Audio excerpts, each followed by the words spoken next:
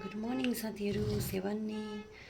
आज चाहिँ म कामहरू सबै सकेर नुहाइ गरेँ। मैले चाहिँ चिया पिउँदैछु पूजाहरू गरेर। अब चाहिँ म दोकान जानुपर्छ।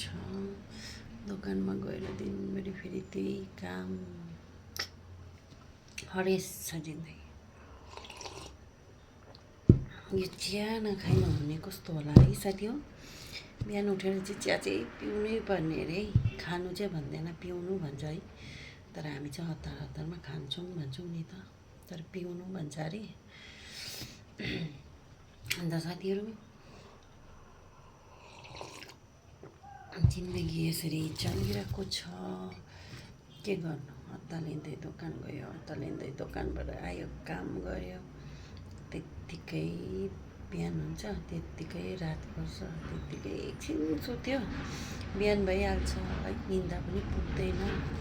के गर्नुपर्ने साथीहरू, लाइफ कहिले मजाले सुतेर मजाले इन्जोय गरेर बित्ने हो है। हस् साथीहरू, अब चाहिँ म दोकान गएको, बाई।